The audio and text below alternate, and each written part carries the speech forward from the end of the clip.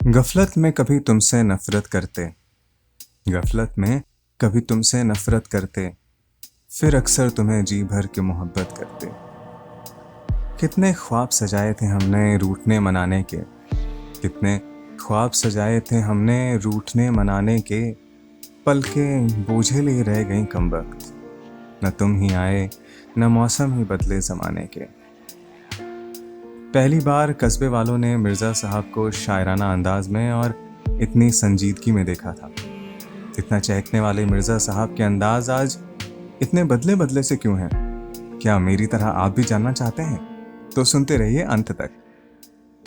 नमस्कार दोस्तों, आपका स्वागत है क्लोजर टू सेल्फ के इस सफ़र में, जहां मैं सुनील कुशवाहा आपको सुनाता हूं अपनी लिखी दिलचस्प कहानियां। जिंदगी के रास्तों में चलते हुए कब कौन सा पल पड़ाव बन जाए और एक कहानी उसमें से जन्म ले ले, क्या पता। ऐसे ही इस बार गलियों से गुजरते हुए एक बालकनी पर एक बिखरी सी शाम दिख पड़ी और नई कहानी दे गई। मिर्जा साहब, अली मोहम्मद मिर्जा, ये पूरा नाम है उनका। वक्त के साथ उनका नाम मिर्जा साहब कब पड़ गया ये किसी को पता नहीं, या फिर इतनी पुरानी बात है कि अब किसी को याद करने की कहाँ पड़ी थी। हाँ, किसी बचे खुचे बुजुर्ग से पूछा जाए तो शायद पता चलता। आज की भाग दौड़ के चलन में किसको दिलचस्पी है किसी के बारे में जानने की? सब खुद में ही इतने मशगूल हैं। अभी हाल ही में जून के महीने में उन्होंने 55वीं सालगिरह मनाई है। 5 फीट 10 इंच के मियाँ के सर या दाढ़ी के पूरे बाल अभी भी काले हैं। नहीं, डाई नहीं करते हैं, अपना ख्याल रखते हैं। बाल थोड़े कम हुए हैं और इक्का दुक्का बाल कहीं सफेद हो तो उन्हें छोड़ दीजिए, कहते हैं अच्छा शगुन होता है। अक्सर ही अपने पसंदीदा फिरोजी रंग के कुर्ते और सफेद पायजामे में दिख जाते हैं। पर मियाँ मजाल है कि एक झुर्री दिख पड़े उनके हसीन चेहरे पर। हाँ, माथे पर 3-4 लकीरें हैं, सो तो अक्लमंदी और तजुर्बे की निशानी है। इन सिलवटों को तो बड़ी मेहनत से कमाया था उन्होंने, सो फक्र से ओढ़ रखा था उन्हें। नर्म दिल, रहम दिल, और कहिए अगर 4-10 लोगों में बैठ जाएं तो बस उन्हीं पर सबका ध्यान आ जाए। चेहरे पर हमेशा एक गजब की मुस्कान, जैसे सब जुड़ावों से जुदा हो रखे हों। आप तारीफ कीजिए या उनके सामने नाराजगी जाहिर कीजिए, सभी हालातों को बड़े मजे से जीते हैं, जैसे किसी बात से कोई फर्क ही नहीं। जनाब पेशे से लेखक हैं। उनका एक कॉलम एक नामी अखबार में रोजाना छपता है और कई छोटी किताबें लिख चुके हैं। मतलब समझिए एक ऐसा मुकम्मल इंसान कि शायद उनके जैसी शख्सियत ज्यादातर लोग पाना चाहें। मिर्जा अपने 2 मंजिला घर के पहले माले की बालकनी पर बैठे सड़क पर राहगीरों को एकटक देखे जा रहे थे। नया कुछ लिखने की प्रेरणा ढूंढ रहे थे शायद, या खुद में खोए हुए थे, ये तो पता नहीं, पर इस दुनिया में तो नहीं ही थे। सलाम मिर्जा साहब, करीम ने साइकिल से उतरते हुए नीचे से ही उनकी तपस्या भंग की। मुस्कुराकर उसे उन्होंने जवाब दिया, सलाम मियाँ, कहाँ से तशरीफ़ ला रहे हैं? बस ऑफिस से आ रहा हूँ, अब कुछ खाना बनाया खाया जाए, मिलते हैं। बोलकर वो अपने कमरे में चला गया, जो कि मिर्ज़ा के घर के बगल में ही था। करीम ने पिछले महीने ही अखबार ज्वाइन किया था और कॉलम्स की जिम्मेदारी मिलने की वजह से मिर्ज़ा के साथ अक्सर बातें होती थीं। सो उन्होंने पास में ही एक कमरा भी उसे दिला दिया था। गैर शहर के बाशिंदों में कोई अपना सा दिख जाए तो बड़ा दिल करता है उनके लिए कुछ भी कर जाने का। शहर में रहने वालों से तो बस नाम का रिश्ता रह गया था। करीम से मिर्ज़ा को कुछ ही दिनों में बड़ा लगाव हो गया था। अपने लिखने के शौक में उन्होंने अपने परिवार से रिश्ते तोड़ अपनी अलग जिंदगी बनाने की ठान ली थी। सो अकेले ही रहते थे और इसीलिए शादी भी नहीं की कि कहीं काम में खलल ना पड़े। मिर्ज़ा और उनकी कलम, बस इतनी सी थी उनकी जिंदगी, बाकी सब बेमाने था उनके लिए। अक्सर करीम के साथ लंच हो जाया करता था उनका। दोनों तन्हा दिलों को जैसे साथ भी मिल जाता था एक दूसरे का। 2 बोल बांटना किसे अच्छा नहीं लगता। पिछले रविवार को एक खास कॉलम के लिए करीम और मिर्ज़ा लंच पर मिले तो करीम ने अगले हफ्ते कस्बे में होने वाले जलसे के बारे में बताया और गुजारिश की, आपका कुछ लिखा हुआ खास पेश कीजिए तो सबको बड़ा अच्छा लगेगा, और खास तौर पे मुझे। करेंगे ना? इतनी प्यार भरी गुजारिश कौन मना कर सकता था। मिर्ज़ा खिलखिलाकर हंस पड़े और कहा, जरूर भाई, ये तो हमारे लिए कस्बे वालों की जर्रा नवाजी है कि वो हमें ऐसा मौका दे रहे हैं। जरूर आएंगे। कुछ बताओ क्या पेश किया जाए उस दिन। कुछ ऐसा कीजिए कि जैसा किसी ने पहले कभी ना देखा हो। दिल से बस एक ही बात निकले, वाह मिर्जा साहब वाह। मिर्जा को भीड़ बिल्कुल पसंद ना थी, इसलिए वो किसी भी ऐसे मौकों पर जाने से बचते थे। आज न जाने क्यों करीम के एक बार कहने पर ही हाँ कर दी उन्होंने। वो खुद भी यही सोच रहे थे। असल मसला तो ये था कि उन्हें मुद्दत के बाद किसी के साथ इतना वक्त बिताने का मौका मिल रहा था, और वो भी जो बस बोलता जाता था एक मासूम बच्चे की तरह, जिसे मिर्जा वक्त के साथ कहीं खो बैठे थे और खुद को एक नकाब के अंदर छुपा लिया था। नकाब की आदत ऐसी हो गई थी कि बस वही हकीकत बन गई थी उनकी।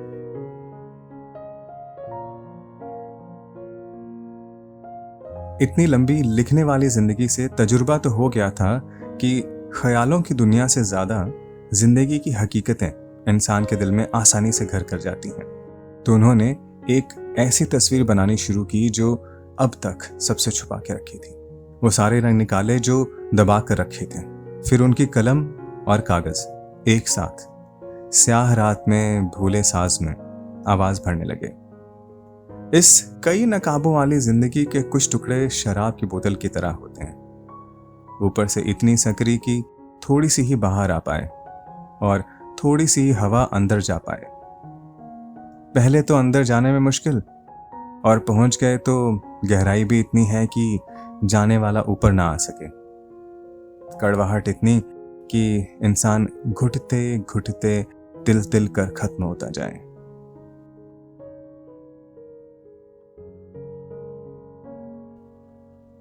जलसे का दिन आया।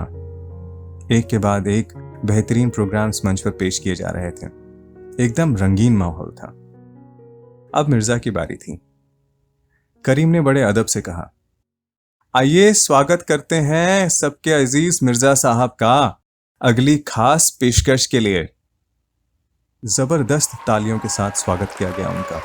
माइक सेट होते हुए उन्होंने अपने अल्फाजों की खुशबू बिखेरनी शुरू की। अर्ज किया है कि गफलत में कभी तुमसे नफरत करते, गफलत माने लापरवाही, गफलत में कभी तुमसे नफरत करते, फिर अक्सर तुम्हें जी भर की मोहब्बत करते। गफलत में कभी तुमसे नफरत करते, फिर अक्सर तुम्हें जी भर के मोहब्बत करते। कितने ख्वाब सजाए थे हमने रूठने मनाने के, कितने ख्वाब सजाए थे हमने रूठने मनाने के, पलकें बोझिल ही रह गई कमबख्त, पलकें बोझिल ही रह गई कमबख्त, न तुम ही आए न मौसम ही बदले जमाने के। पहली बार कस्बे वालों ने मिर्जा साहब को शायराना अंदाज में और इतनी संजीदगी में देखा था। फर्क तो मालूम हुआ था सबको, पर बात इतनी गहरी थी और अदायगी इतनी मदहोश करने वाली कि सब उसी में बहते गए और मिर्जा अपनी बात कहते गए। इन मुखौटों नकाबों के दौर में मैं भी बाशिंदा बन गया था झूठ का, मैं भी बाशिंदा बन गया था झूठ का। शुक्र है एक फरिश्ते ने आ बचा लिया। मिर्जा करीम की ओर शुक्रिया के अंदाज में देखते हैं। करीम उनका इशारा समझ गया था। करीम ने शुरू की मुलाकातों में ही उनकी आंखों में अकेलेपन का दर्द पढ़ लिया था, जो सब ने अनदेखा कर दिया था। इस शाम उनको बुलाने का मकसद करीम को अब पूरा होते हुए दिख रहा था। मिर्जा साहब ने अपना शेर दोहराया, इन मुखौटों नकाबों के दौर में मैं भी बाशिंदा बन गया था झूठ का। शुक्र है एक फरिश्ते ने आ बचा लिया। ताबूत चटक गया मेरा, ताबूत चटक गया मेरा, मेरा जिस्म मेरी रूह आजाद हो लिए। वक्त कम बचा है हम सब के पास, वक्त कम बचा है हम सब के पास। क्या तेरा मेरा फलसफा, क्या दिया क्या लिया। क्या उसका कसूर कहूं, क्या उसका कसूर कहूं और क्या मेरी समझ।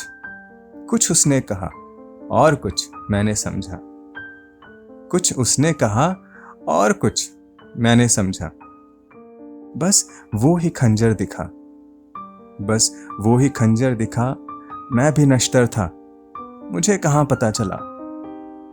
बड़ी मुद्दत लगी समझने में मुझे, बड़ी मुद्दत लगी समझने में मुझे, मैं तुझसे क्या रिश्ता निभाता, मैं तुझसे क्या रिश्ता निभाता जो कभी खुद से ना रिश्ता बना सका। वाह वाह की आवाजें शामियाने में गूंज रही थीं। आबो हवा भी खुशनुमा थी और रोशनी से नहाई शाम में जमाना इस बार एकदम बदले हुए नए मिर्जा साहब की चर्चा में मशगूल था। उधर मिर्जा और करीम जलसे के आखिर में रात के खाने पर साथ थे और मिर्जा ने इस बार सच्चे दिल से मुस्कुराते हुए कहा, शुक्रिया। इधर करीम बस मुस्कुरा दिया था। मिर्जा साहब आज अपनी केचुल्ली निकल जाने के बाद हल्का महसूस कर रहे थे, जैसे असल में जिंदगी जीना क्या होता है अब समझा उन्होंने। उनके खामोश अल्फाजों ने खुद उनसे ही कहा, कितना अच्छा लगता है ना जब मौसम भी बरसात का हो और अक्सर बादल छाए रहते हों, पर एक रात पूरा आसमान खुला सा दिख जाए और एक एक तारा टिमटिमा रहा हो, मानो सारी जिंदगी आज ही रोशन कर देंगे। तो आज का पड़ाव यहीं तक। कैसी लगी आज की कहानी आपको? अगर अच्छी लगी हो तो लाइक और शेयर करें और सब्सक्राइब करने के साथ बेल आइकॉन भी टैप कर दें, ताकि जैसे ही नई कहानी आए तो आपका फ़ोन आपको तुरंत बताए। अपने कमेंट्स ज़रूर दें ताकि मैं आपको बेहतर कहानियाँ सुना सकूं। धन्यवाद।